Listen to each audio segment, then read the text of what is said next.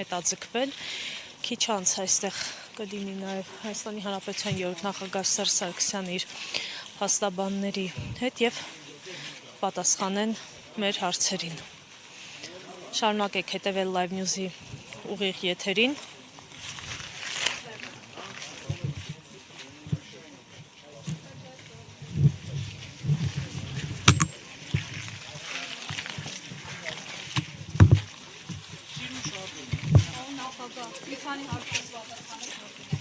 Այսպես իրուն կանգնել ենք, սպասում ենք ձեզ։ Սիրուն կանգնել եք, սիրուն հարցեր տալու։ Պարոն նախագահ, լավ, անդրադառնանք դատական նիստերի դահլիճում կատարվածին, կհավատեք մի որ այսպես խրոխտ մեկ էլ հոդերը սխալ ասելով ձեզ մեղադրանքներ կուղեն, նախ որպես քաղաքացի, հետո որպես երկրի ղեկավար։ Ինչ անշանական, տեսնում եմ չհավատամ, իհարկե հավատում եմ։ Բայց այս աստիճան, այս որակումներով Ավելի վատին սպասեք, ոչ թե միայն իմ հանդեպ, բոլորի հանդեպ, այդպես ալնելու, երբ որ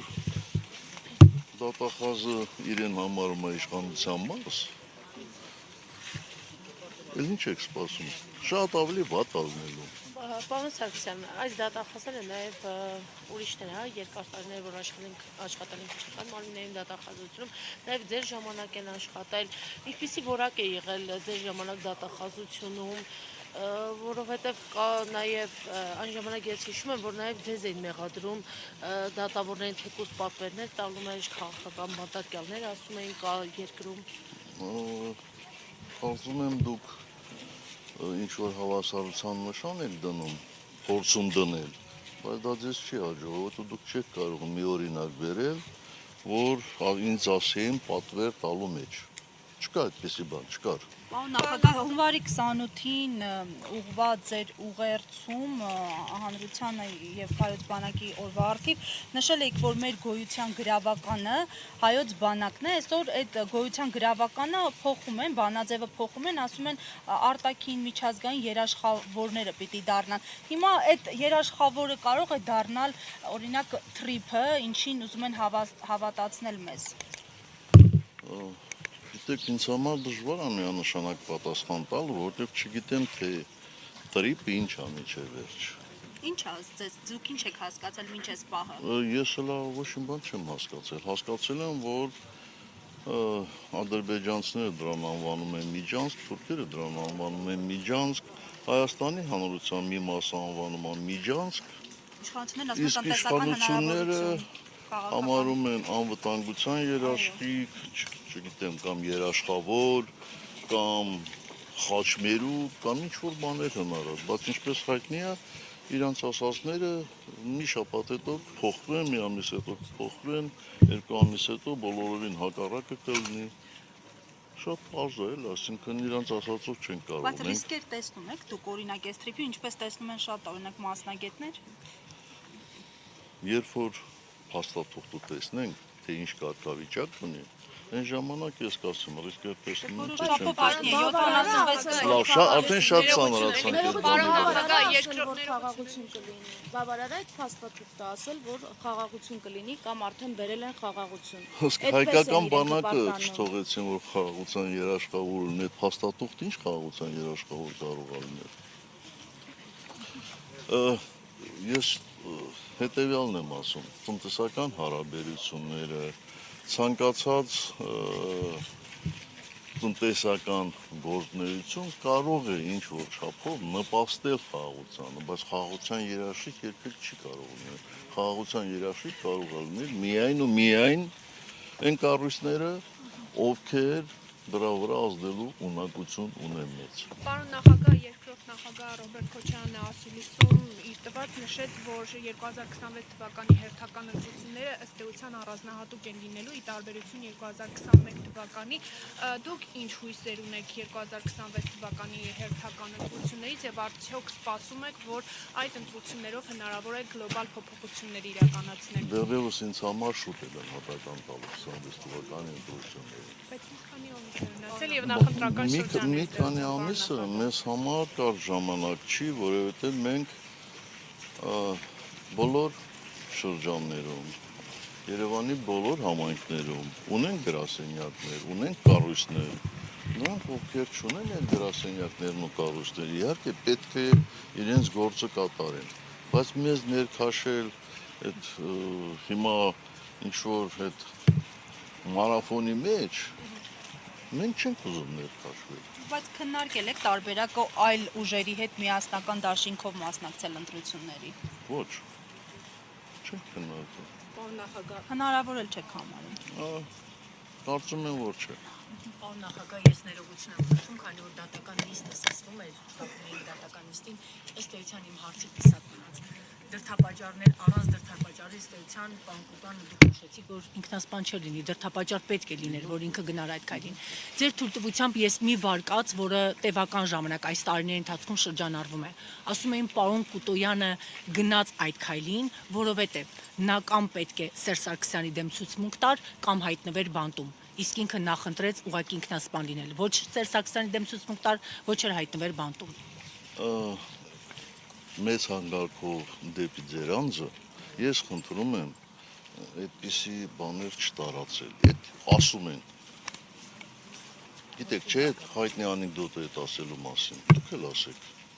Այդ ով է ասում։ Ով ասում է գալաթ է անում։ Իսկ ինչ ցուցմունք պետք է տար Գյորգի Կուտոյանը Սերժ Սարգսյանի վրա։ Հետո ինչ տնօրեն է։ Հետո Նախագահ եւ այդ վարկաշ չի, այդ հերյուրանք է, այդպես բան չէր կարող լինել։ Եվ եկեղեցու շուրջ տեղ ունեցողի վերաբերյալ պարոն Սարգսյան, տեսնում ենք օղակը շարունակում է սեղմվել, դուք նշել եք, որ սպասում եք նաև կոնկրետ եկեղեցու կողմից, չէ, հորդորի, վեհապարի կոչին եւ այլն եւ այլն։ Մինչև կոչը հնարավոր չեք համարում որևէ սցենար, միջամտություն, որտեղ տեսնում ենք, որ հայ հավատացյալների շահերին են էլի արդեն դիպչում։ Մենք ինչ միջամտություն պետք է ցուցաբերենք։ Նկատի ունեմ ոչ թե միջամտություն, այլ գոնե հանրային ինչ-որ կոնսենսուս, պաշտպանություն, Խոսքը մեր մասին է։ Ոչ միայն, բոլոր քաղաքական ուժերի։ Ախր ես ինչի՞ պետք է բոլոր քաղաքական ուժերի անունից խոսեմ։ Ամենամեծ ինստիտուցիոնալ կուսակցության ղեկավարն եք։ Մենք մնում ենք խոնար մեր եկեղեցու հանդեպ եւ ամեն կերպ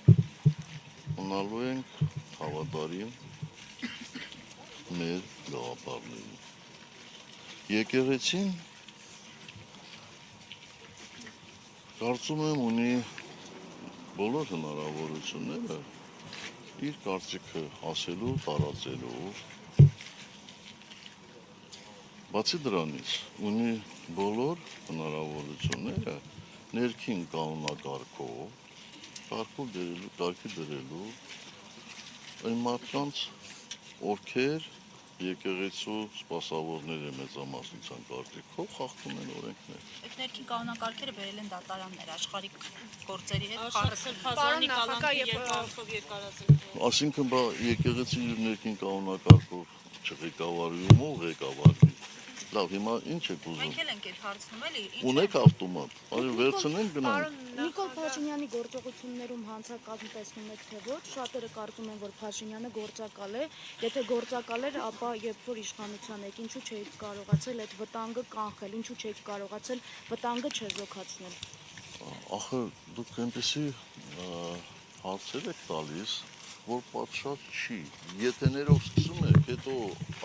հետո նորից եթեով։ Ինչ է նշանակում։ Ես չեմ կարող ասել, որ նա գործակալ է։ Մինչև չիմանամ, չտեսնեմ փաստաթուղթ, ապացույցներ չտեսնեմ։ Բայց որ նա ամբողջը մխտարեց, ամբողջը փչացրեց, այդ միանշանակ է, չէ։ Ամեն ինչ արեց։ Գործողությունները ում են ձեռնարկում Թուրքիային եւ Ադրբեջանին եւ մարդկանց մտահոգությունները կարող են այդ մասով Հիմա արդարացված ձեր գործողությունները ինչ որ հիմա դուք փորձում եք անել,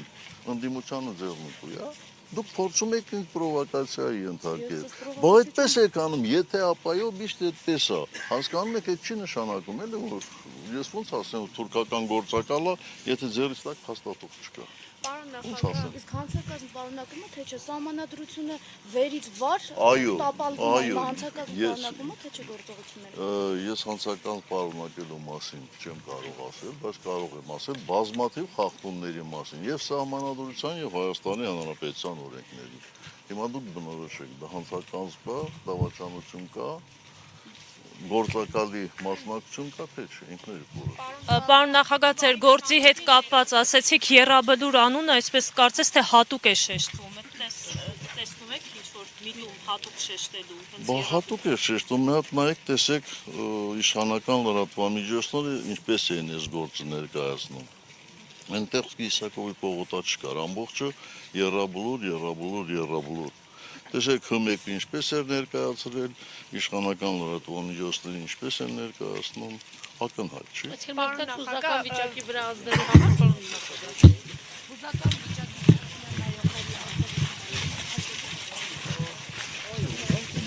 Պարոն նախագահ, Նիկոլ Փաշինյանը բանակի օրվան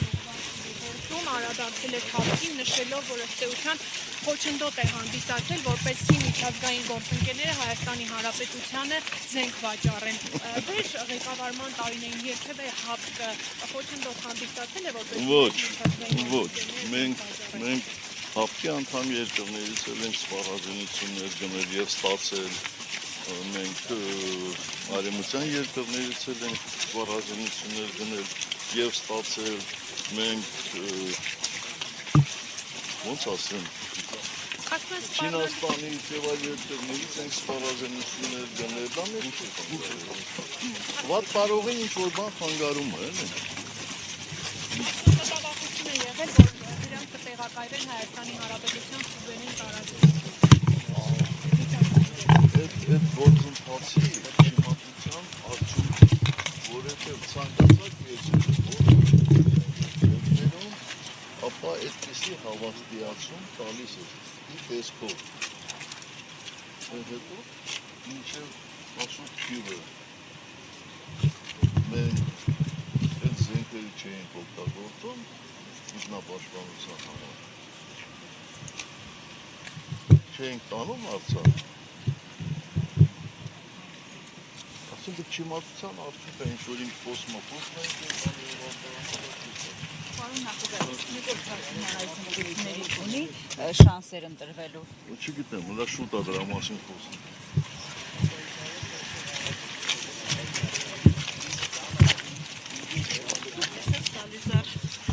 ապրես։ Մի վարկան ներում։